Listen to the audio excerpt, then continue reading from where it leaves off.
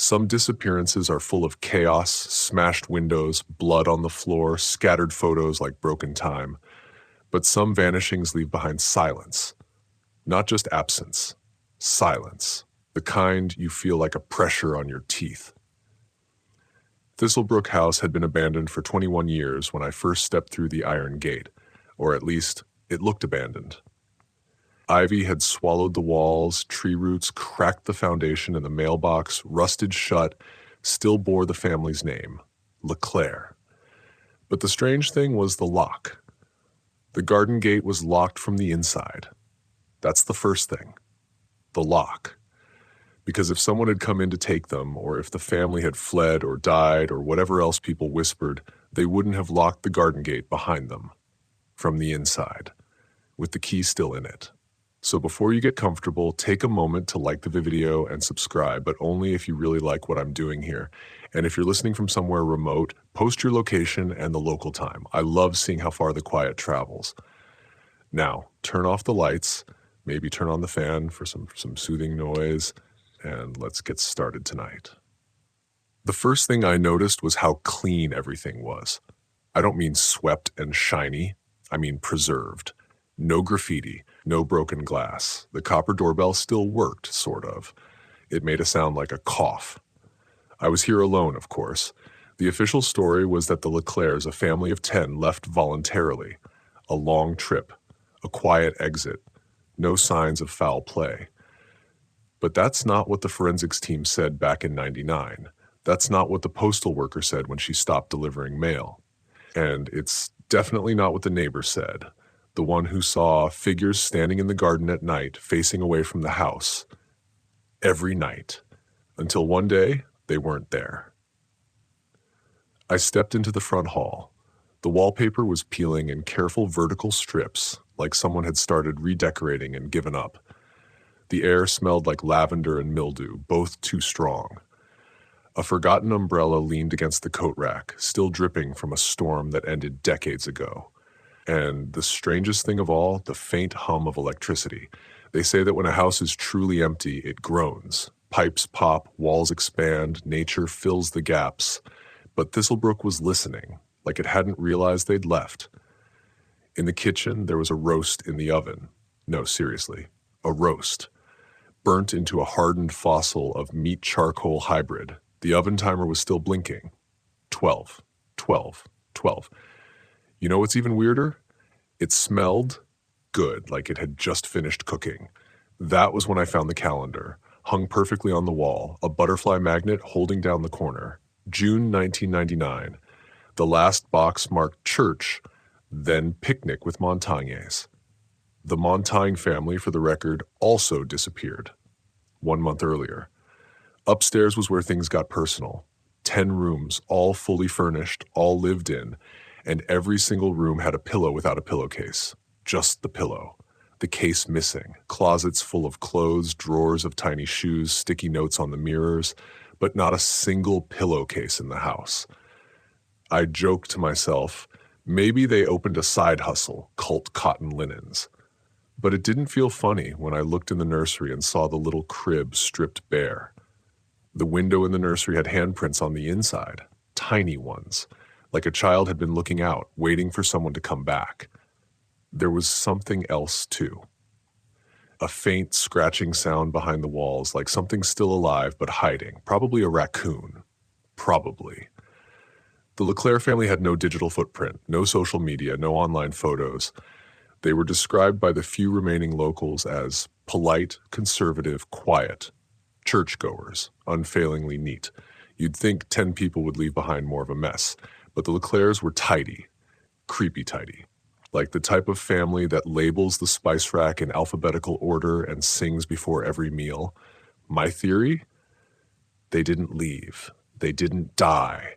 They went somewhere else, and they took their pillowcases with them, for reasons I was about to uncover. But if you're thinking this ends in a shocking twist or a dramatic rescue or a violent encounter in the dark, you're in the wrong story. This is slower. Stranger, more like falling asleep in the wrong bed and waking up with someone else's memories. Anyway, I spent the night there. Call it dumb. I call it investigative courage. I fell asleep on a sofa in the parlor, and when I woke up, every door in the house was open, but the garden gate still locked. I'll be honest with you, I don't believe in ghosts, but I do believe in timing, and the timing at Thistlebrook was off. You ever walk into a room and feel like you interrupted something? Not like a meeting, like a ritual. Like everyone just barely slipped out of view before you opened the door. That's what the LeClaire house felt like, especially in the morning, because the moment the sun came through the curtains, the place didn't feel haunted. It felt paused, like something was waiting to resume. The kitchen radio turned on by itself at 7:01 a.m., static, then a whisper, then off again. Now, could have been a bad circuit, but it was tuned to a frequency that doesn't exist anymore. AM 1417. I tried to shake it off, made coffee, sat at the table. It was only when I looked down at the placemats that I noticed something strange. Each one was embroidered with a name. Claude, Eloise, Jean-Luc, Marianne. 10 names, 10 matching chairs, and every placemat had a faint outline of a bowl, not dust, not a ring, more like something had burned the pattern of a meal into the fabric. Breakfast, locked in time. That's when I remembered the last known sighting. June 6, 1999, a Sunday. The LeClairs had gone to the little chapel outside town. They were seen arriving, white van, packed tight as usual. A few people remembered them during service. The oldest son's son, Emile, read from the pulpit. Marianne played the piano, and then they left. Said they were having a picnic with the Montaigne family. Drove off in the direction of Thistlebrook. But no one remembers seeing them arrive. And the Montaignes were already gone by then.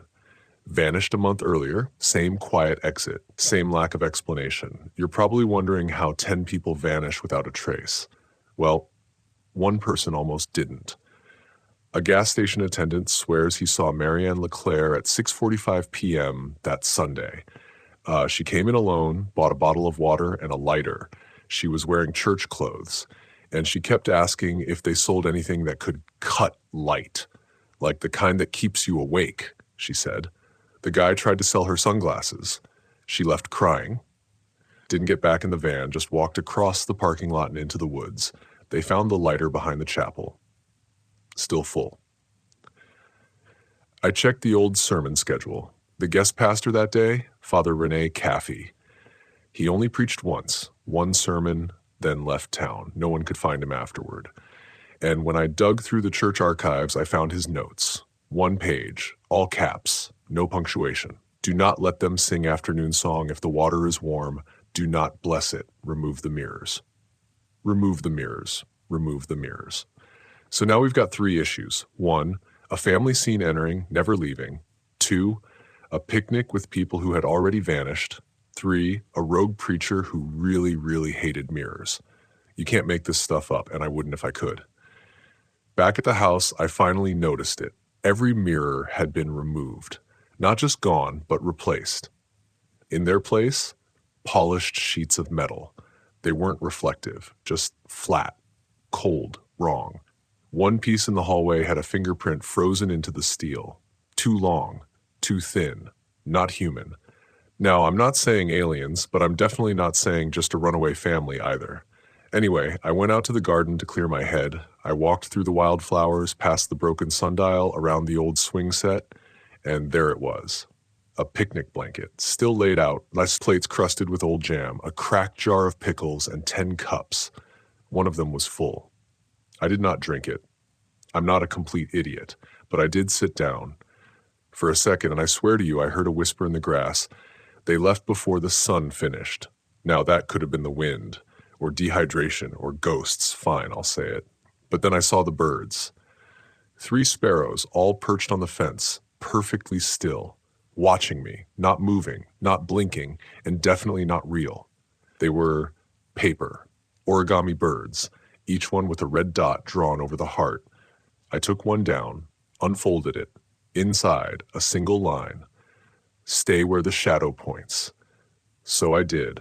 I sat in the shade, and the wind shifted. Somewhere deeper in the house, a door slammed shut, and the front gate rattled, still locked. You ever get the feeling that something is watching you try to figure it out and hoping you succeed? Not to help you, but so it can finally do what it came to do. That's how I felt walking back into Thistlebrook, like the house wanted me to know, because whatever happened on that Sunday, it never ended. Not really. I didn't expect to find the tapes. Not that early, anyway. But on my second night at Thistlebrook, I was in the attic trying to escape the heat. There's no insulation left up there, so everything feels like it's been lightly baked. And that's when I noticed the small black trunk under the eaves. It had no lock, just a strip of worn masking tape on top. Someone had scribbled across it in faded blue ink, "Ourselves, 1998 to 99. I expected old photo albums or maybe a few VHS tapes. What I found was an archive. There were at least 40 camcorder tapes inside. Some labeled, some not. A few were in languages I couldn't even recognize. One was labeled, "Do not view before shadow breaks." Okay, naturally, that's the first one I watched. I borrowed an old TV VCR combo from a thrift store in town. Plugged it in down in the basement. Yeah, not the best idea, but the living room outlets had all stopped working, and pressed play. What started rolling looked like a family Christmas video. Smiling faces, warm lights, someone playing piano off camera. Classic 1998 energy. But something was wrong. None of them were talking. They were all just looking at the camera. Not smiling. Not blinking. Just watching. I sat there, alone in a basement with a black moldy ceiling, watching a family of 10 silently stare through a grainy camcorder lens for a full 8 minutes. And then, all at once, they blinked. At exactly the same time. I actually dropped my drink. Somewhere in that moment, the screen flickered and I could swear the image jumped. Not a glitch, like it jumped forward. Now, we all know how home videos go. Someone trips over a cat, the toddler screams, Dad gets bored. But not these. The next video was labeled 613 Ritual Warmth Exposure. Not your typical title for a family recording. This one showed the children standing outside, facing the house, barefoot, wearing only white cotton robes. It looked cold, steam on their breath, but none of them moved. In the background, a woman, maybe Eloise, the mother, was humming something. You couldn't place the tune. It sounded like it was being played backward. And every 30 seconds, the camera would pan slightly to the left, and every time, the family was a little closer to the house. Not walking, just closer. Like time skipped. Academic circles would call that temporal compression. But the debate remains open, whether altered perception in video can be caused by feedback loops or just broken tape. Yeah, sure. Let's blame the tape. In another video labeled Observation 3A Mirror Time, they're all sitting at a long table reading aloud in unison. But there's no sound. I turned the volume up so high it hissed like a storm, but still, nothing. Just mouths moving, eyes unmoving, and one mirror behind them, except it didn't show their reflections. It showed someone else, or something else. A figure, draped in black, hands resting calmly on their shoulders. But no one in the video reacts. Just reading, just silence, just wrong. The best part, when I rewound that video, the figure in the mirror didn't rewind. It stayed there. Still. I ejected that tape and put it in a shoebox labeled Absolutely Not. You need boxes like that in this line of work. Now, you might say this is just an elaborate prank, some family with too much free time and a taste for creepy performance art, but there's something that ruins that theory. Each tape was recorded over the course of multiple dates. Some spanned weeks. But when you look at the timestamp, they're all within minutes of each other, like time folded in on itself. That's not normal. That's not even technically possible. Later that night, I tried watching one last tape before bed. This one was labeled No Sound After the Third One. Cryptic. But I was curious, because apparently I've got the survival instincts of a wet sock. The screen showed a hallway, inside the house. No people, just stillness. After about 90 seconds, I heard a child's voice. Mom says not to talk about the second place, then silence, and then faintly, "You'll see it too if you keep watching." 3 light bulbs in the hallway blinked in sequence. Left, middle, right, then the screen went black. No static, just black. And it stayed that way for 5 minutes. I didn't realize I was holding my breath until my vision started to blur. Then the screen blinked once more and showed my own face, reflected in the black screen. Except I wasn't blinking, and I wasn't smiling. You ever see your own face do something you're not doing? That's how people go mad. So I turned off the TV, put the tapes back in the box, and locked the attic. I didn't sleep that night, not because I was scared. Okay, yeah, because I was scared. But more than that, I felt like I was being documented, like somewhere someone was watching me through the lens now. And that, friends, is where things started to shift, because it wasn't just about a missing family anymore. It was about what they were trying to show, and maybe who they were trying to warn. You remember how I mentioned the pillowcases? Yeah. That little mystery turned into a full-blown obsession around day 3, because I started doing an inventory. Something about this house, it gets under your skin. You start noticing patterns. You start counting. How many chairs, how many spoons, how many paintings with eyes looking left, and how many things are just slightly off. So I grabbed a notepad and started writing down every object in every room. 10 toothbrushes, 10 suitcases, 10 nightlights, everything matched, except the pillows. More specifically, the pillowcases. Every bed had its pillow, but no cases, even in the linen closet where you'd expect to find extras, none. I even found a sealed pack of new sheets in a hallway drawer. All there, plastic wrap intact, except someone had slit the package open and removed just the pillowcases. Weird? Yes. Creepy? Definitely, but not as creepy as what I found in the master bedroom closet. See, it looked normal at first, just rows of modest clothes neatly hung, but the carpet beneath the clothes was uneven. When I peeled it back, I found a wooden panel, a trapdoor I hadn't noticed before. I'm not proud of how long I stared at it. 10 minutes. Maybe more, but curiosity always wins. I pried it open. Inside was a shallow compartment, not deep enough to hide anything human. But it did hide pillowcases. 27 of them, all folded, all stained, some with tiny embroidery, a letter, a symbol, a single number, and one right in the middle was burnt around the edges, like it had been used in some sort of ritual or warning. I picked it up. A little puff of dust escaped the folds, and something else, a faint smell, lavender and bleach, and something underneath that I still can't place. Here's the thing. People don't hoard dirty pillowcases. You don't take the time to hide them unless they matter, unless they're part of something sacred or secret or both. And that's when I realized they weren't missing. They weren't taken deliberately. Which leads me to a theory I'm not sure I believe, but hear me out. In some fringe religious groups, textiles are used in binding rituals. Not binding as in tying people up, binding as in sealing something in or out. A soft prison, a fabric contract. Pillowcases are unique because they absorb the breath, the sweat, the dreams. They hold the part of you that never fully wakes up. So if you wanted to trap something or protect yourself from something that visits during sleep, pillowcases would be the perfect medium. Anyway, academic debate is ongoing, but there's growing interest in somnological containment theory, the idea that cloth can capture dream state energies and hold them indefinitely. You didn't hear that from me. Later that night, I got bold. I laid one of the found pillowcases across the bed in the nursery, didn't sleep in it, just sat beside it. At 2:17 a.m., the temperature in the room dropped 9 degrees. I watched it happen on my thermal camera. And then the mobile above the crib began to spin, slow at first, then faster. The same note from the music box played again and again, despite being broken. I should mention, there is no music box in that room. Something whispered near my left ear, just one word: trade. Nothing else. I left the room. I left the house, actually. Spent the rest of the night in my car, wrapped in a blanket, Googling when pillowcases go missing, what does it mean?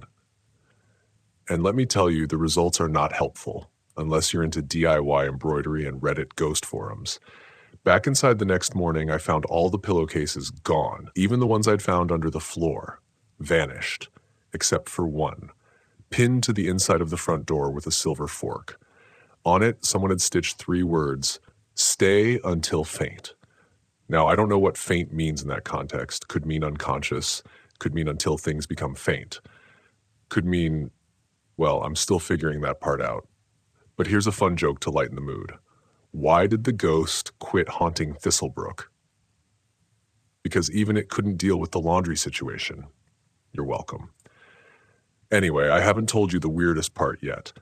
That night, I played one of the camcorder tapes again, the one labeled Observation 3A, Mirror Time.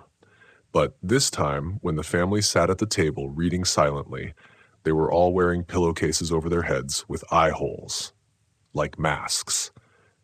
And behind them, in the mirror, was me. Have you ever noticed how real silence isn't just the absence of sound? It's a presence, a pressure, a hum behind the bones, like the earth holding its breath just beneath your feet. That's how Thistlebrook felt after the fourth night, like it was waiting to exhale. But what made it worse was that everything outside the house felt quieter too. The first person who noticed it wasn't me. It was the delivery guy. I had ordered extra batteries and some thermal stickers, trying to keep my gear up because the EMF reader was acting drunk. Anyway, he gets to the gate, rings the bell, and the first thing he says to me is, "Dude, are you running some kind of noise cancellation thing in there?" I blinked at him. No. He says, "Weird. It's like everything got muffled when I stepped off the road, like my ears popped, but in reverse." He hands me the box, backs away like he stepped on a religious site, and peels out of the driveway without looking back. That's when I started paying attention to the outside. The trees weren't moving, and I mean, not a leaf. There was wind in town. I checked. But inside the Thistlebrook property line, stillness. The birds were gone. No bird song, no nests, no poop. And listen, birds poop everywhere. Even the bees were missing. The flower beds were full. They were full of wild with clover and lavender, but not a single buzz. And I'm not just saying that for drama. There's an ecological term for this. It's called acoustic depletion. It usually happens in post-disaster zones, places where fire, war, or contamination have erased the sound map. But it doesn't happen in healthy ecosystems unless something's suppressing the environment. I called a local conservationist. She drove out, stayed for 5 minutes, and refused to walk past the garden. Her exact words were, "It's like the air here doesn't want to carry sound. I don't know how else to say it. It's artificially still." We stood in the garden for a minute. She pulled out her phone and recorded a voice memo. When she played it back, silence. No rustle, no footsteps, not even our voices, just blank audio. Then she leaned in and whispered, almost like it would break something if she spoke too loud, "They're not gone, they're just lower." I asked, "Lower?" She shook her head, like sediment, like silt, and then she left, didn't even take her samples. Now here's the kicker. Later that day, I got curious and dug up one of the flower beds, not deep, just enough to get under the surface, and I found bones, tiny ones, bird bones, mice bones, a rabbit skull, all arranged in little circles, like crop circles, but for wildlife. And in the center of one was a plastic baby pacifier, perfectly clean. So what do you do with that kind of information? You document it, you keep going. You remind yourself to make at least 3 dumb jokes so this doesn't spiral into full horror. So here goes. Why did the ghost bring sunscreen?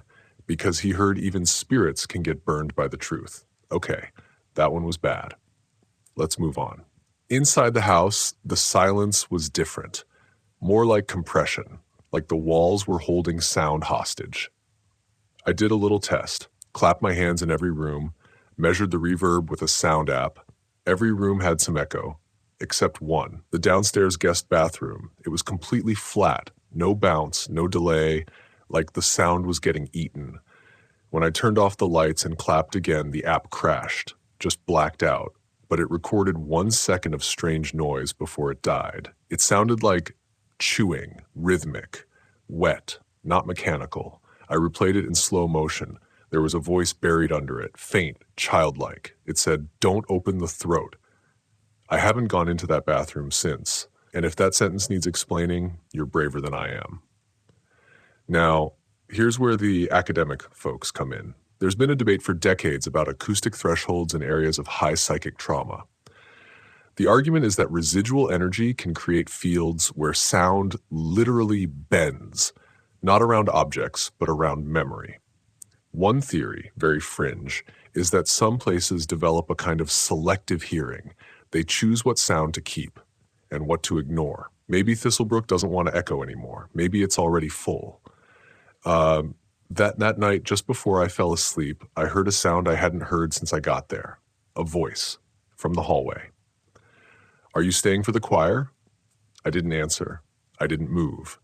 But I swear to you, someone hummed a low note, and the walls seemed to tighten around it. When I opened the door, there was nothing there, just a single pillowcase tied to the doorknob, and inside it, a brass bell. If you've ever heard bells at night, you know they're only scary because they're not supposed to be there.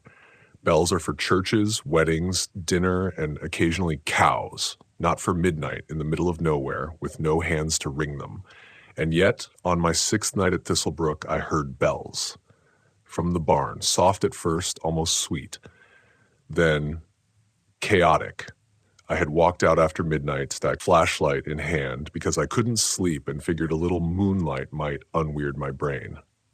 That never works. Don't try it. As I passed the edge of the garden, I heard the first bell, a crisp, low tone. Then another, overlapping, higher pitched. Then 3 more in fast succession like wind chimes with intent. And they were coming from the barn. Now, the barn had been padlocked since I got here. I'd assumed it was storage or possibly hiding some impressively antisocial raccoons. But that night, the lock was gone. Just gone. No rust, no break, no chain in sight. The doors were open. Inside, the air was thick with dust and hay rot. You know that old barn smell, like time and rodents had a baby, but beneath it was something sharper, metal, and something that smelled almost like vinegar. I stepped inside and instantly heard the bells again. Closer now, rhythmic, not wind chimes, not random, a pattern. My flashlight caught something gleaming along the far wall. So I moved closer, and that's when I saw them. Goats, 6 of them, stuffed, mounted, taxidermied in place, posed unnaturally, eyes glassy and wide, and each goat had a brass bell tied around its neck, or rather, into its neck. The bells weren't attached with rope, they were sutured, threaded into the flesh. Some had dried blood crusted around the stitches. Some were perfectly clean, and every few minutes, one of the bells would ring, even though the goats weren't moving. Now, if you're thinking, oh, maybe it's just a motion sensor prank or some creepy art installation, great, me too. So I checked. There were no wires, no timers, no signs of life, just a small chalk circle under each goat's hooves. And a note on the wall written in thick black crayon. If you hear 7, stay. If you hear 8, hide. Okay, cool. Normal barn vibes. I backed away slowly, didn't run, didn't scream, because the bells had stopped, all of them, at once. It was like they noticed me, or worse, like I'd finally joined the audience. On the ground near the far stall, I spotted another tape, labeled in faded ink, Choir Practice, March 1999. Of course I took it. Of course I watched it later. Because again, I have the survival instincts of a tortilla. The tape showed the LeClaire children in the barn standing in 2 rows. They each held a tiny bell, and they were singing. Except there was no melody, no harmony, just notes, individual tones, held for long stretches, passed between them like language, like they were talking in bells. At the end of the tape, a man's voice, probably Claude LeClaire, says, "Good. Again. This time, without blinking." Then static. Let me pause for a light joke here because I can feel your muscles tensing. Why did the Haunted Bell Choir get kicked out of the music school? Because they refused to resonate with others. Thank you. I'll be here all week. Now, back to the nightmare. After the barn incident, I started hearing bells in the house. Not all the time, but always when I passed the nursery. Just 1 soft ring, then 2. And on the 7th night, as I lay in bed with a journal open on my chest, the door creaked open, by itself, a soft ting, and then another. 7 bells, exactly. I did not move, because I remembered the note. If you hear 7, stay. If you hear 8, hide. I stayed still for 45 minutes. No 8th bell. But the next morning, the journal was gone. and on the window pane in what looked like chalk dust. Practice makes presence. Here's the real kicker. When I played the tape again, I listened closely to the bell tones, ran them through audio software. They weren't just musical notes. They matched old phonetic patterns, a kind of proto-language, pre-modern, pre-verbal. There's an entire linguistic theory that sound predates syntax, that communication began with tonal vibration. And if that's true, maybe the bells weren't music, maybe they were instructions. There's a moment when you're flipping through a child's notebook, half expecting stick figures and misspelled words, when you suddenly realize you're holding something you weren't meant to read. That moment happened to me when I found Father Glass. It was tucked into the back of a soft blue sketchbook with a faded dinosaur sticker on the front. The name Eli LeClaire was written in shaky block letters. The pages were mostly what you'd expect, drawings of family, scribbled stars, and a rather disturbing number of pages devoted to goats with wings. But then, about 3/4 in, there was a full-page illustration. At first glance, it looked like a church window, elongated, stained with reds and browns and translucent whites. But the figure inside wasn't Christ or a saint. It had no face. Just a head made entirely of clear glass, reflecting candlelight drawn in silver crayon. Underneath, written in a child's almost careful cursive, "This is Father Glass. He watches when we sleep. He says the names." Now, let's pause. There are a lot of creepy imaginary friends out there. Some children's brains are basically haunted Etsy shops. But this one stuck with me, partly because of the glass head, and partly because the more I asked around, the more it seemed like Father Glass wasn't imaginary at all. In a hidden compartment behind the upstairs bookshelf, I swear this house has more secrets than a magician's tax returns, I found 3 books and a typed manuscript. No titles on the spines, just plain covers and brittle pages. One of them was labeled The Nameless Ritual and Fracture Cults of Western Europe, 1630 to 1902. The manuscript, still in draft form, was more recent. It had only one author, Dr. Felix Martens, a theology professor from Ghent, disappeared in 2002 while attending a conference in Lyon, never returned to his hotel, never checked out. Inside his work, he referenced something called the devotion of the clean face, a rural faith practiced in isolation, where believers worshipped a divine being that reflected their sins back at them, literally. And one name kept popping up, Father Glass. According to Martens, the cult was scattered across France, Belgium, and Germany in the late 1800s. Its followers wore mirrors around their necks. They refused to name their children until the Watcher appeared in dreams. They believed spoken names had power, and that saying the wrong one could invite erasure. Sound familiar? In one passage, Martens writes, "The more devout believed that Father Glass visited through sound, bell tones in the night, wind without wind. His arrival was a blessing, but also a countdown." Now here's where it gets uncomfortable. He also noted that the cult would sing in turns, often in barns, and believed that if the harmony was ever perfect, the entire group would ascend. Not die, not vanish, ascend. Okay, now imagine me sitting on the dusty attic floor, holding this manuscript in one hand and Eli's drawing in the other, realizing I was possibly, staring into the belief system of an entire family that had evaporated.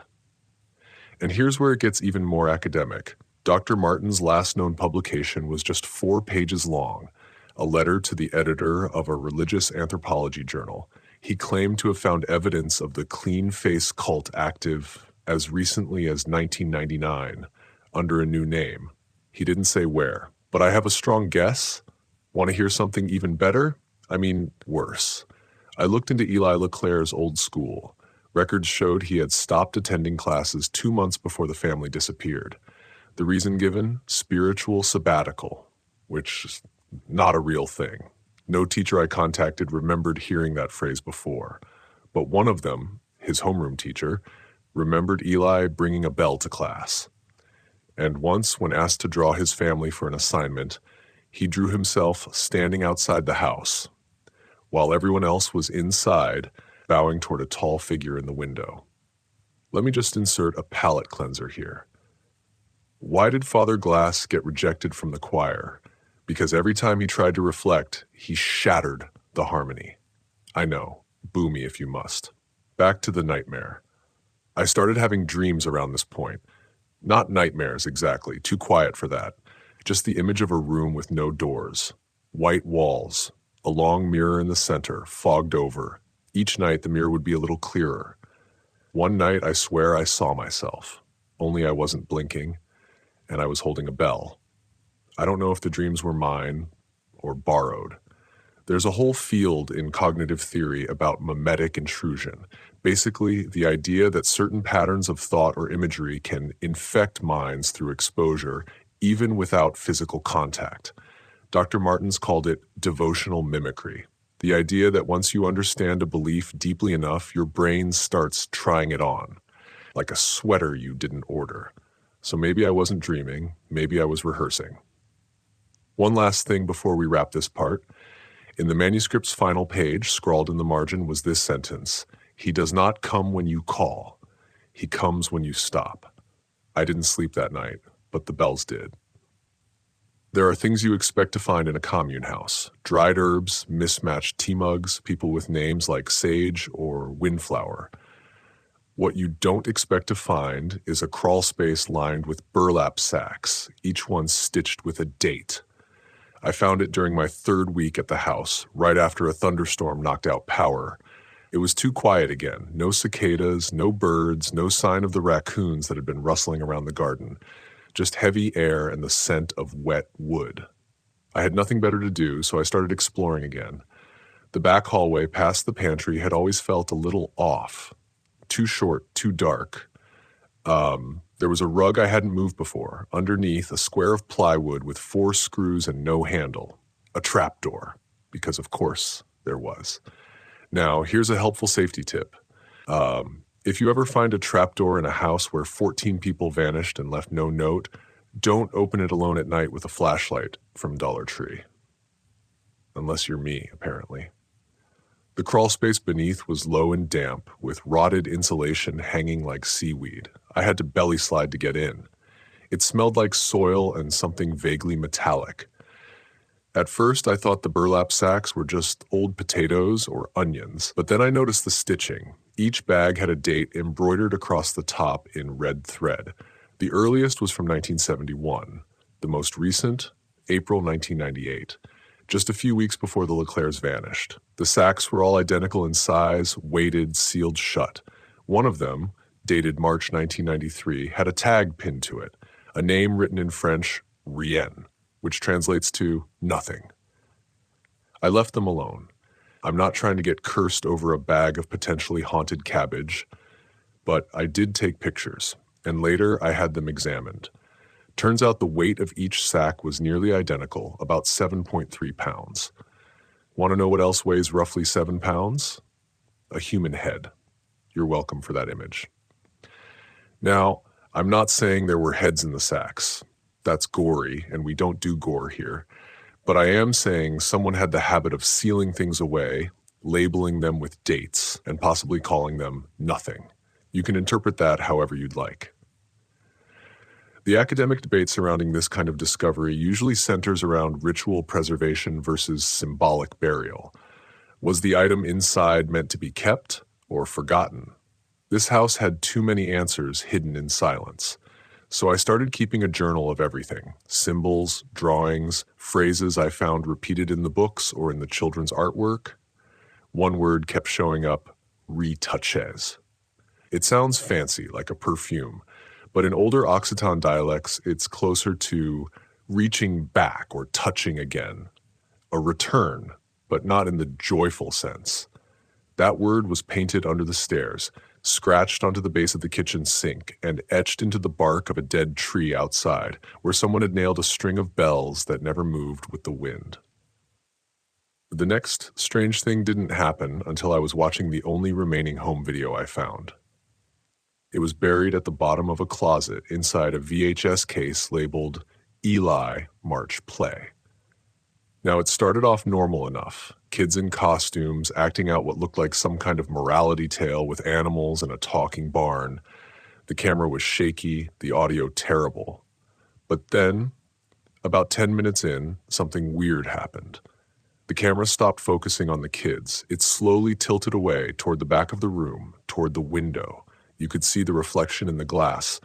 But the person holding the camera wasn't holding it anymore. There was no one behind it. Then a voice, soft, adult, definitely not in character, whispers something. "We are ready when he stops looking." And the tape ended. I had the video analyzed. No glitches, no signs of tampering, no signs of anyone entering or leaving the room. It's like the camera just kept rolling, alone. Here's a little joke to lighten the mood. Why did the cultist bring a mirror to dinner? Because he heard it was potluck and wanted to reflect on his choices. Back to the bad stuff. I reached out to Dr. Martin's former assistant, a woman named Anke, who now lives in Utrecht. She refused to go on record, but she confirmed something that stuck with me. In Martin's final year of research, he received a box in the mail. It had no return address. Inside were photos, a small bell, and a child's drawing labeled retouches. He told her, "I think it's happening again, but now they hide in plain sight." I know what you're wondering. How does all of this tie together? Here's my theory. The Leclercs weren't just a family. They were the last active cell of an old belief system, one that went underground, resurfaced in fragments, and found a quiet place to grow again. And when they vanished, they didn't run. They ascended, or tried to. The crawl space, the sacks, the bells, the silence, all of it feels like ritual behavior building toward a climax. Something final, or permanent. But not everyone left. I keep coming back to Eli's drawings, to the fact that he stood outside the house in them, to the school absence, to the note in the teacher's drawer that said, in blue pen, he wouldn't sing, he only watched. Maybe Eli didn't believe. Maybe that's why he was still here. Or maybe he's still watching. I've always believed that silence can hold memory. And that house, St. Elia Ridge, it was the loudest silence I've ever heard. The crawl space stayed closed after that night. I couldn't bring myself to open it again. Not because of fear, okay, maybe a little, but because I felt like I wasn't supposed to disturb it twice. There's something in folklore about that. Crossing a threshold once lets you return. Cross it twice and you stay. Anyway, it wasn't the house that changed next. It was me. I started hearing the bells at night, not ringing exactly, just a soft jingle like a bracelet tapping glass. But there were no bells inside the house. I'd only ever seen the ones outside, rusted, strung in a pattern on the dead tree. 3 on one branch, 4 on another. When I first arrived, they never moved, even in windstorms. But the night after I found the sacks, one of the bells had fallen. No sound. Just hanging by a thread when I passed by the next morning, like it had been twisted out of place. I wrote it off at first. Drafts, rodents, bad nails, but every morning a new one had shifted until there were none left hanging. Now, I don't want to sound like the kind of person who thinks ghosts leave breadcrumb trails, but if they did, this was it. A countdown in reverse. The 7th night after that, the night the final bell dropped, I woke up to find all the doors in the house wide open. Not just the front and back, every door. Closets, cabinets, the crawl space, even the tiny wood stove hatch. Gaping. There was no wind, no storm, nothing had been forced open, and in the middle of the living room, on the old braided rug, a toy train, set in a perfect circle, spinning slowly without batteries. Haunted? Maybe. Weird? Absolutely. Fixable? Only with therapy and sage, and I had neither. Here's where things got even stranger. That same day, I received a letter. No stamp, just left under my windshield wiper. It read, "He never blinked. The others blinked. That's how we knew." It wasn't signed, but the envelope smelled like that lavender mildew I've mentioned before, like something sealed too long, too tight. That same scent had been strongest in the upstairs study, the one with the books about hermetic rites and old French communes. The room I had locked and avoided ever since I caught the door open on its own. So obviously, that's where I went next, because self-preservation is not one of my stronger traits. The study was exactly as I left it, except for the portrait above the fireplace. It had changed. Originally, it was a faded oil painting of a woman in a long white dress holding a lantern. I remember it because she had no eyes, just smudges where the paint had peeled. Now she had one eye, not in a ghostly, glowing horror movie way, just an eye, painted in bright and clear like it had always been there.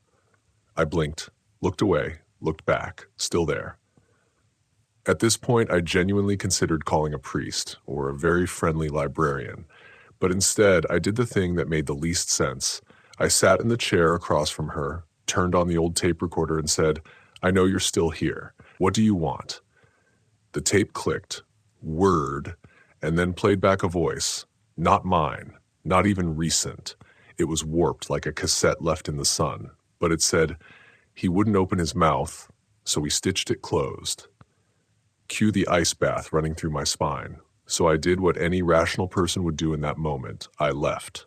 Drove 30 minutes to the nearest diner, ordered pancakes, sat under fluorescent lights for 2 hours pretending none of it was real. Then I went back. Because of course I did. That's when I started seeing him, not in full, just glimpses. A child, standing at the tree line at dusk, in a white shirt, no shoes, not moving, not blinking, always facing the house. I tried to get close once, ran out toward him. By the time I hit the trees, there was no one there. But on the ground, a single bell, newer than the others, silver, and next to it, a photo, black and white, torn at the edges. It showed a group of 7 children sitting in a circle, hands clasped, eyes closed. But one boy wasn't joining in. He sat just outside the ring, arms crossed, eyes open. On the back, in handwriting so sharp it looked etched, "Eli watched until we went blind." Academic debate alert. There's an actual term for this kind of imagery, apophatic witnessing. The idea that someone can observe so completely they become part of the thing they're watching without changing it, or maybe changing it too much. It's been used in discussions of trauma, theology, even surveillance theory. But what happens when the one who watches never stops? A quick joke to balance that mood. Why did the spooky child cross the road? He didn't. He just stood there staring until you regretted every decision you ever made. Anyway, I brought the photo to a local archivist. She said the paper stock and ink dated it to the 1940s. That would mean Eli, if he was in that photo, had either never aged or there was another Eli long before the LeClairs. The name Eli also appeared in some of Martin's older field notes. In one margin, he wrote, "He returns in cycles, always mute, always untouched, first seen near Toulouse, 1919. Could Eli be a title? A role someone plays? A vessel? If so, the LeClairs weren't just following a doctrine. They were preparing a host. Which makes me ask the question I really didn't want to ask. Was the real Eli ever part of this family, or just the part they needed? I used to believe that evil had a clear motive, a bad guy with a bad plan. But at St. Elia Ridge, evil didn't look like that. It looked like an empty seat at the dinner table, like a photo where one person is always facing the wrong direction, like the last light bulb in the hallway flickering for exactly 7 seconds, then stopping. I timed it. 7 seconds. Every night. Nothing else in the house had electricity. Let's talk about Eli. After I found that photo, kids in a ring, Eli watching, I did what any tired screenwriter turned reluctant detective would do. I built a timeline on the living room wall with red yarn. Okay, not red yarn. That's a cliche. It was blue string from the old toolbox in the garage. I'm thrifty and dramatic. The LeClairs had 6 known children, but 7 beds, 7 school jackets in the upstairs closet, 7 toothbrushes in the bathroom cup. In every piece of paper I found in that house, from report cards to half-written letters, there were references to the 6 by name. Clara, Jonas, Miriam, Elijah, not Eli, Sadie, and Max. But sometimes in a different pen on the margins there was another name, he. He stayed home that day. He didn't want cake. He shouldn't be blamed. Who the heck was he? I asked a local historian, someone who specialized in undocumented children in rural communes. She said some groups had a tradition. One child wasn't named. He was called he, and considered a vessel of spiritual silence. He didn't speak, didn't own anything, wasn't in family records. They believed he was closer to the divine that way. Creepy, right? I asked if this happened often. She smiled sadly and said, "More than you'd think, especially when they wanted someone to carry the burden." Now here's where things got worse. I returned to the crawl space, the one with the cloth sacks? Yeah, that one. I brought gloves and a lantern this time. I told myself I was being brave, but really I just couldn't sleep. The sacks were still there, but someone or something had unknotted the strings. I didn't want to look inside, but I did. They weren't full of toys.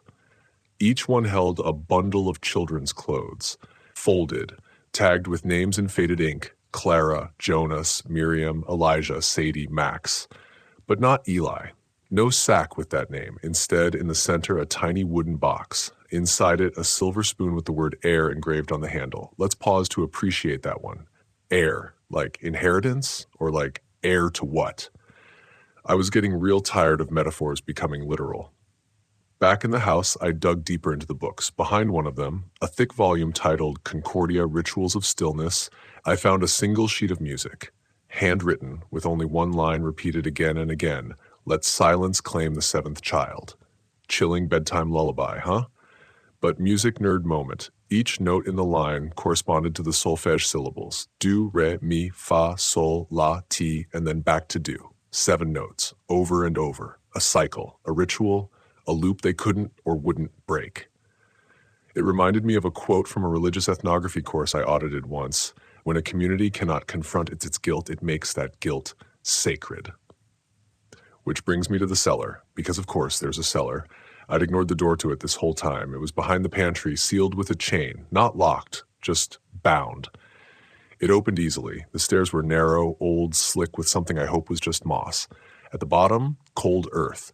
4 walls and carvings, circles within circles. In the center, a chair. Tiny, wooden, child-sized, facing the far wall. And behind it, scrawled in black ash, "We made him quiet, but he never forgot." I don't know how long I stood there. The air felt like it had weight. My ears rang, my hands shook, and then I heard it. A footstep behind me. I turned. No one. But the chair was now facing me. I swear on everything soft and holy, I didn't touch it. I backed up the stairs, shaking, every step sounding louder than it should have. Upstairs, the house was dark. The lights, those few that worked, were off. Even my flashlight flickered, and then the laughter started. Not mean, not maniacal, just childlike. Far away, maybe outside, maybe inside. High-pitched, giggly, echoing. I grabbed my bag and bolted for the truck. Once inside, I looked up at the house. In the attic went a face, pale, small, watching, not blinking, always watching. And for the first time since I got there, I realized something chilling. Every mirror in the house had been turned around. Every one. So that no one could look behind themselves. Not even the children. And in that moment, I understood something very unpleasant. Maybe the LeClairs didn't vanish. Maybe they were erased. Or maybe, just maybe, they were absorbed into the silence they created. Academic debate insert. There's a fringe theory in trauma anthropology called cultural vanishing, where families or groups intentionally remove traces of themselves from physical reality as a form of psychological escape or metaphysical protest. Some say it's folklore.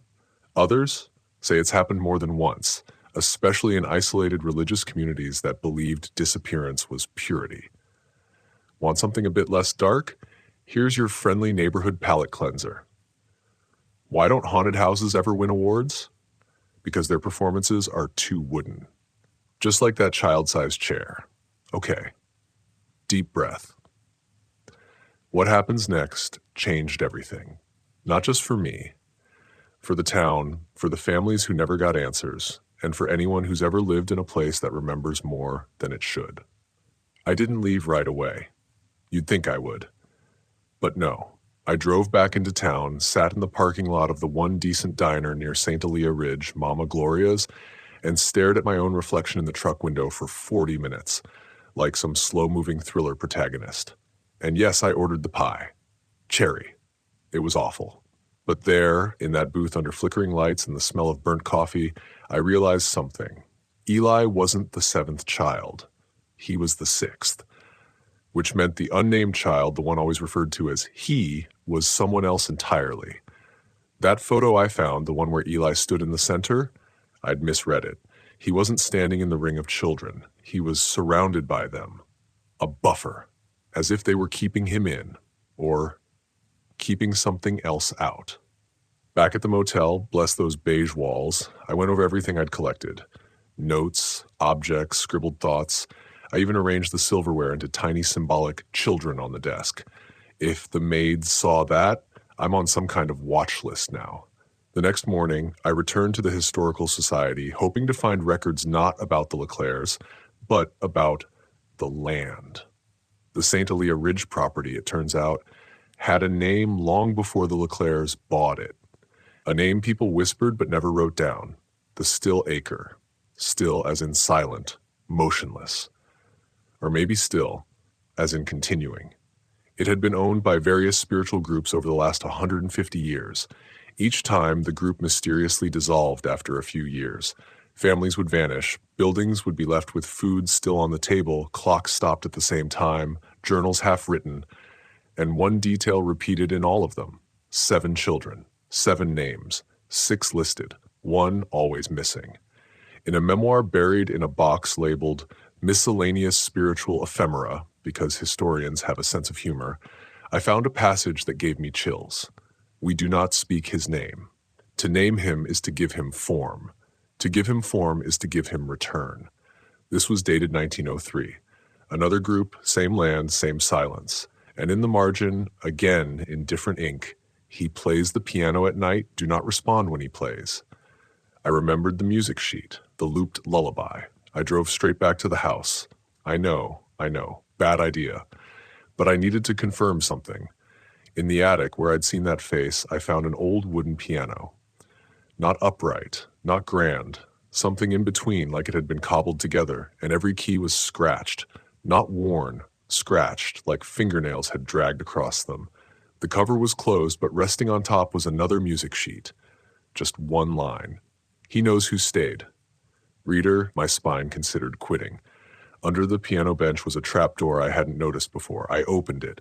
Inside, dust, broken toys, a cracked mirror, and a tape recorder. No tape, just the recorder.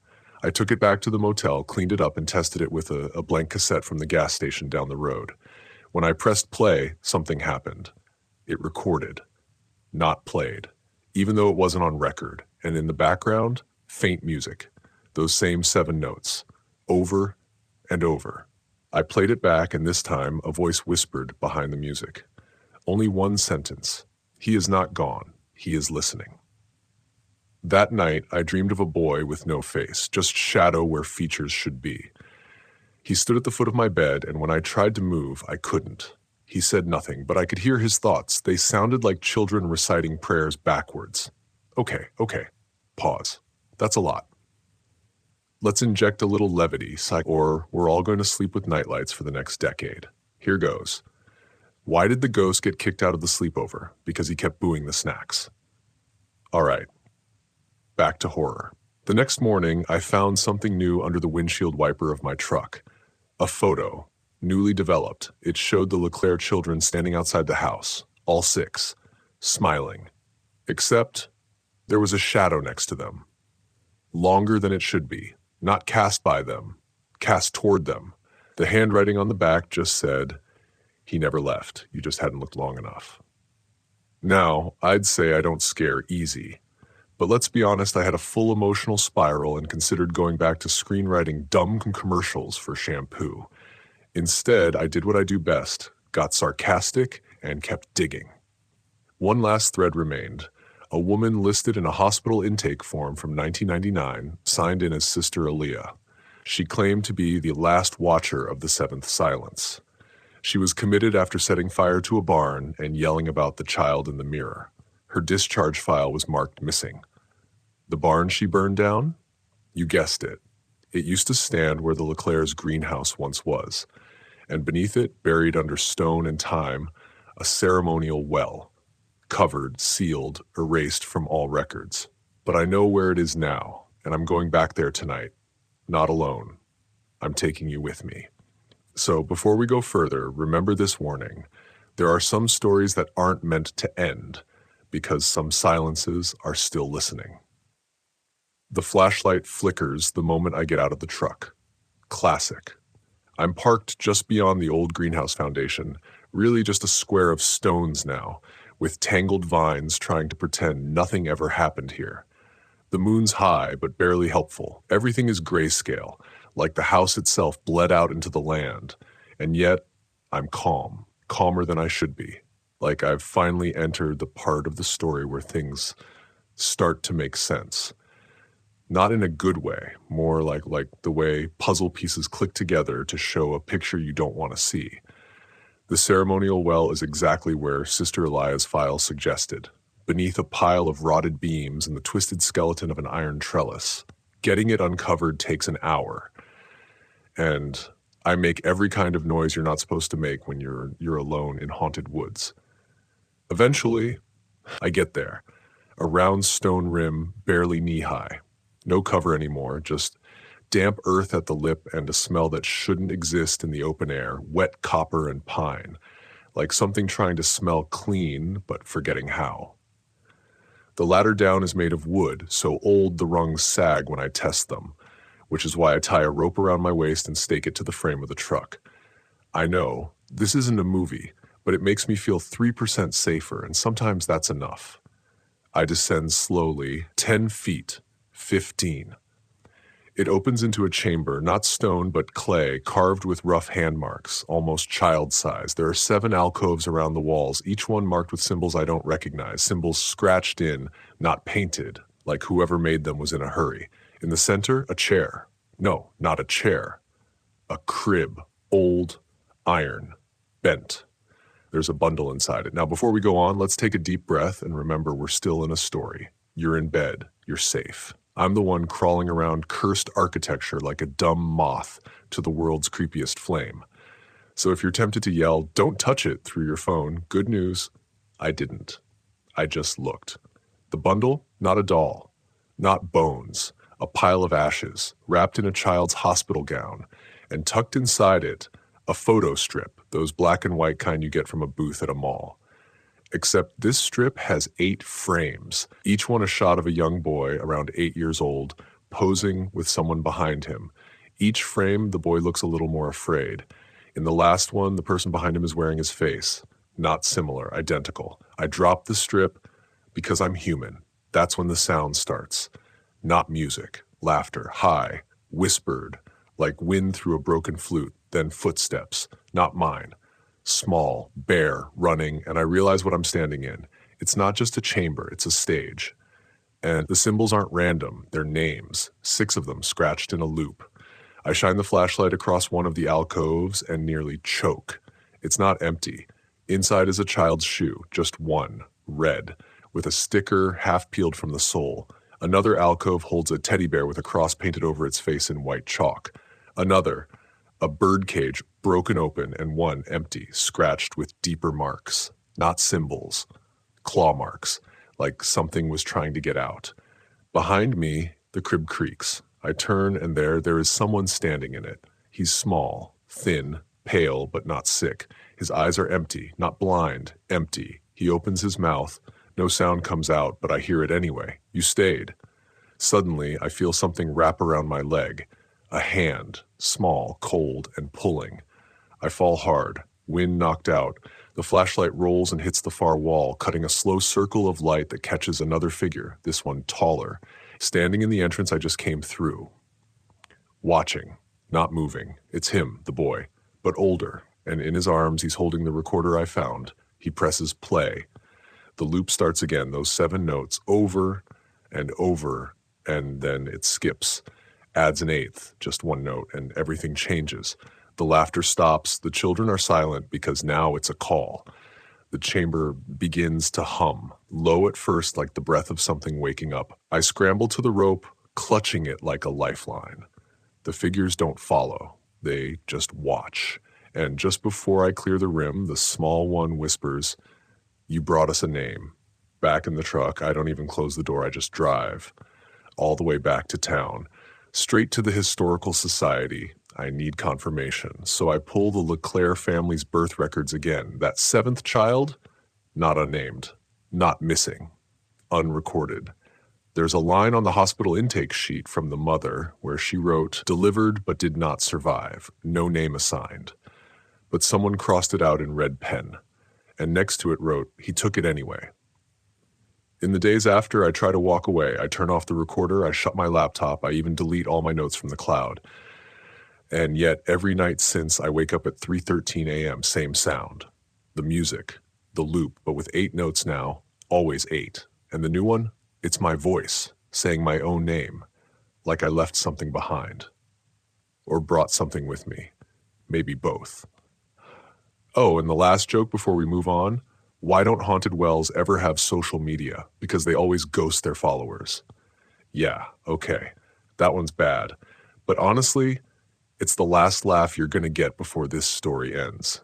Next time we go back to the LeClaire house one final time, back to the mirror, back to the boy, and the name he stole. You ever dream you're walking through your old house, but the rooms are just a little off? Like the hallway's too long, or the wallpaper has seams you don't remember? That's what going back to the LeClaire property feels like now. Same driveway, same trees, but I swear they're growing the wrong way. I pull in anyway. By this point in the story, I know what you're thinking. Why not just leave it alone? Valid. Normal people don't do this. But you've been with me long enough to know I'm not trying to be normal. I'm trying to understand. And besides, something's pulling. Not metaphorically. I mean, I've been having these headaches and they stop the moment I cross the gate, like something wants me here, wants to finish what it started. The LeClaire house looks worse than ever. The porch has collapsed on one side and the roof's caved in over the second floor. But the ground level is intact and the front door creaks open without a fight. Inside, it smells like dirt and cloves. Not mold, not mildew, spices. Someone's been burning something. Ritualistic? Maybe. Or maybe it's just what ghosts smell like. Don't quote me. I'm here for one reason. That mirror. The one in the upstairs hallway, the only thing the family didn't take when they fled. Not because they forgot, but because they couldn't lift it. According to the priest who did the blessing, the mirror was anchored, not by nails, by memory. It takes me longer than it should to climb the stairs. Every step feels like pushing against water. Not just weight, resistance. But I get there, and sure enough, the mirror is still there. Same frame, painted white, cracked in 3 places. Same glass, smudged with tiny handprints I can't wipe away. But now it's reflecting something else. Not me. Not the hallway. A room. A room I've never seen. 7 beds, a chalkboard with scribbles in Latin, and at the back, 1 crib centered beneath a cross. The room is empty, but I swear I can hear breathing. I raise my hand, and the reflection does too, but not quite in sync. A second slower, like it's pretending. You ever have that feeling that someone's behind the mirror watching you pretend to be you? Yeah, that. I reach into my coat pocket for the photo strip I picked up from the well. Don't ask why I took it. I think I needed proof something tangible existed. But when I pull it out now, it's blank. 8 empty frames. No boy, no shadow, just a faint impression in the last frame where someone should be. I raise the strip to the mirror. That's when it happens. The 8th note plays again, not from the recorder this time, from the mirror, like a chime struck underwater, and the reflection begins to shift. The beds vanish. The crib folds into shadow, and a figure walks into view. It's a child, small, pale, wearing the same hospital gown from the ashes bundle, but older now, as if time passed differently where he was. He walks up to the other side of the glass and places his hand where mine is, mouths something, 4 words. You said my name. I drop the strip. Because he's right. Back in the well chamber, in the panic, I'd said my full name aloud, loud enough to echo. And that's when the 8th note locked in. He smiles. It's not a kind smile. It's the kind of smile that means you've finally done what he needed. And now, you're irrelevant. Suddenly the mirror cracks, right down the center. But the glass doesn't fall. Instead, the cracks form letters. Not Latin this time, just a single word. Returned. Behind me, a sound, like nails on tile. I spin and see all 7 of the Leclerc children standing at the top of the stairs. Not dead, not alive, frozen, as if paused mid-thought, their eyes locked on me. Their mouths open. But it's the boy in the middle, the missing one, that says it out loud, "Now we can go." And one by one they turn. Walk down the stairs, past me, through the mirror, into that room, each vanishing as they cross the threshold until only the last one remains. He turns back, his face changes, to mine, and he says, "Thank you." Then he steps through, and the mirror turns blank. No crack, no chalkboard, no beds, just me. Finally, just me. I sink to the floor and laugh. Not a good laugh. More like the laugh of someone who just found out they weren't cursed, just chosen. So what now? I left the house, obviously. I locked the gate behind me, threw the photo strip into a fire pit, even deleted my Google Drive. But 2 days later, I got a package. No return address. Inside, that old recorder, the same one from the well, and it was still playing. But now the loop had 9 notes. The last one, my voice again, saying a name I didn't recognize. And that's when I realized this never ends, because when you give something your name, it gives you a job. I wasn't the last piece of the puzzle. I was the next step. And the cycle, it just keeps turning. So yeah, if you're still listening at this point, congrats. You've heard the story most people won't. And maybe, just maybe, you heard your name too. Let's hope not, because the mirror, it's still out there, and it's always looking for someone new to reflect. One last joke before we call it. Why don't mirrors work in haunted houses? Because they've seen too much. I didn't sleep the night after the recorder came. I left it outside on the balcony, just in case, but somehow the sound kept drifting in. 9 notes, soft as breath, repeating every 90 seconds, like a lullaby composed by someone who never intended you to rest. I told myself I'd throw it out, that I'd get in the car, drive it to the nearest river, and drop it without looking back. But here's the thing, it doesn't rewind. No matter what I did, no matter what button I pressed, the loop only ever moved forward. And when I tried burning the batteries, it kept playing. No power, no chords, just a loop. Expanding. And every hour or so, a new voice would join the harmony. Not mine, not Leclerc's, and definitely not one of the children. These were adult voices, some male, some female, one with an accent I couldn't place, so I started writing them down. Just phrases at first. Pieces of conversation caught mid-thought. They said the train wouldn't stop here. I told them the wrong name. I think that's why I stayed. Do you remember the goat teeth? And then finally, on the 13th playthrough, he wrote the mirror in his will, the real one. That stopped me cold. I hadn't thought about the will.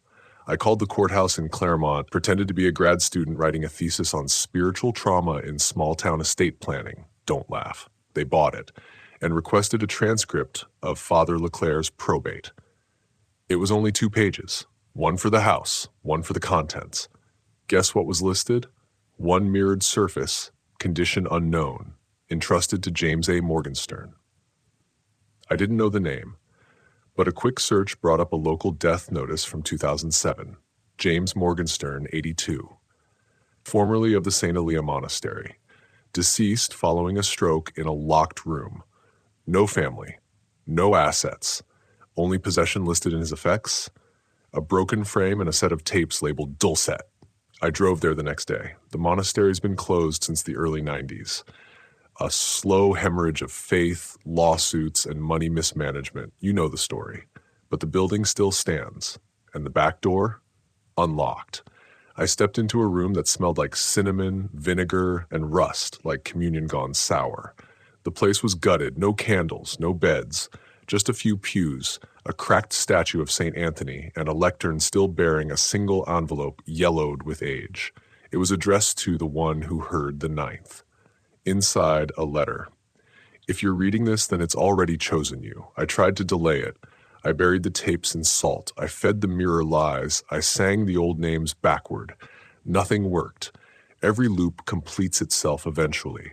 Your voice was the last. There was more, but I dropped the page, because a sound started up again. Not the recorder, not the mirror, the floor. Beneath the lectern, the boards began to creak in sequence, like footsteps, except there was nothing there.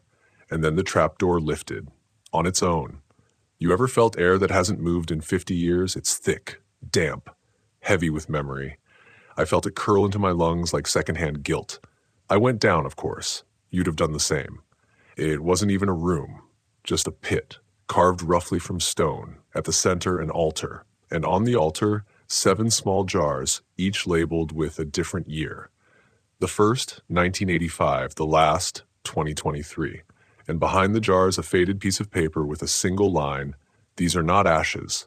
These are the pauses between names." Suddenly it clicked. The disappearances, the lack of bodies, the silence after each vanishing, they weren't taken, they were paused, like recordings, edited, looped, and muted, stored until the next person spoke their name like pressing play, which meant I'd unpause them, and probably pause someone else.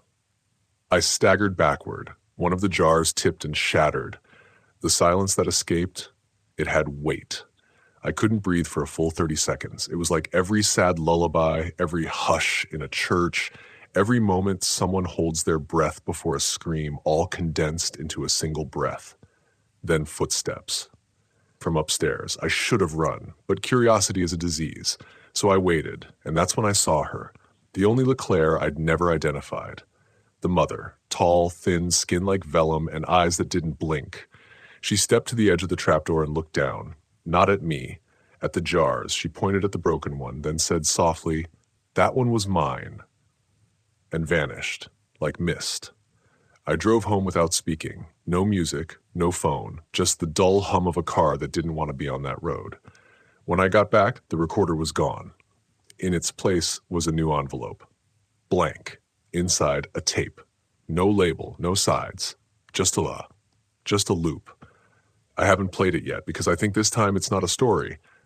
It's a question, and I'm not ready to answer it, at least not yet. You might be, though. I'll leave the deck out tonight. You'll know it's for you if you hear the first note in your dreams. Don't worry, there are only 10 now. Just don't say your name out loud. And whatever you do, don't finish the loop. Do you remember how this started? Not the videos, not the house, not even the glass. It started with the question, how does an entire family disappear without anyone noticing? I thought it would be straightforward. A sad story, maybe. A cold case with dust on it. Something I could tuck neatly into a 15-minute monologue, sprinkle with half a dozen creepy sound effects, and leave my viewers unsettled, but safe. I was wrong. This isn't about a family. It's about a pattern, one that stretches wider than I thought, deeper than I could guess. Because after the mirror, after the recorder, after the jars, I started noticing something else. People began emailing me. Viewers, listeners, late-night lurkers. Not for entertainment, for help. They'd write things like, "I heard a voice in my baby monitor. It said, 'Your loop is next.' My grandfather said something strange before he died. Something about skipping his own name for 3 decades. We played the audio file on the wrong speaker, and now we can't hear birds anymore." Every time I thought this is just copycat creepypasta nonsense. But then I started cross-referencing dates. March 1998. A teacher disappears from a Catholic boarding school in the Ardennes, found 6 months later, unharmed, with no memory, but unable to speak above a whisper. August 2011, a tourist vanishes for 48 hours in a Romanian village famous for bell founding. Comes back with a tattoo behind her ear shaped like a stylized G. Claims she was walking through someone else's silence. June 2020, an entire train car in Norway arrives empty. Surveillance shows passengers boarding but not exiting. Interior audio caught faint music at 2:14 a.m., 9 tones repeated, and something underneath, the sound of breathing. These aren't isolated, they're echoes. Every family I research, every story I tell, it all feeds back into the loop, like the signal is gaining strength. I was just supposed to be a storyteller. Now I'm part of the story. And you might be too. Because if you've listened this far, you've already let the notes in. They say hearing is a form of participation. So maybe it doesn't matter whether you believe any of this. Maybe the act of listening is enough to begin the process. I don't know what happens next. I've run out of leads, out of names, out of loops. But before I go, I want to show you something I haven't shared with anyone. It's an image, burned into my old notebook. It's not from a camera, it wasn't drawn. I found it one morning after waking up with my head resting on the pages. Just there. 7 shapes, all holding hands. One missing a face, one shaped like a mirror, one shaped like me. That's when I realized this story never belonged to me. I was just the narrator, a comfortable voice to slip between the cracks. You know the type. Sleepy, calm, a little sarcastic, safe. But this wasn't ever supposed to be safe. So before I go, don't listen to it again. I know you'll want to. I know how tempting it is to try to find the last voice, to finish the loop. But if you do, you don't come back, not as yourself, just as a pause, another break in someone else's sentence, a gap between thoughts like the ones in this story, like the one you're in now. So I'll leave you with one last warning. It's not the mirror that takes you. It's not the sound. It's not the sound. It's not even the silence. It's the space between the silence. That moment when you forget your name, when no one's calling for you, when the recorder clicks and the jar starts to hum. You won't hear it, but someone else might. And by the time they do, you're already gone. You're still here. That's okay. Let's take a breath together, in and out. You've walked with me through the dust of an abandoned monastery, the folds of a family's final photographs, and the static between one moment and the next. You've heard strange names, strange stories, and stranger truths. And maybe, just maybe, you've heard your own footsteps in the background once or twice. But now it's time to rest. Let the images blur. Let the echoes fade. Let the 9th note slip beneath the 10th and vanish like mist. There's no need to rewind, no need to look over your shoulder. The loop doesn't end here. It just pauses right here in this final breath. If your room feels colder than it did before, pull the blanket up a little higher. If the shadows seem to shift near the wall, it's just the fan, probably. And if you hear your name whispered once tonight, don't answer. Not out loud, not until morning, because sometimes the best way to stay safe is to let the silence continue. Thank you for coming with me tonight. Now turn off the lights, maybe turn on the fan for some soothing noise, and let this be the moment sleep finally finds you. Until next time, end of script. Good night.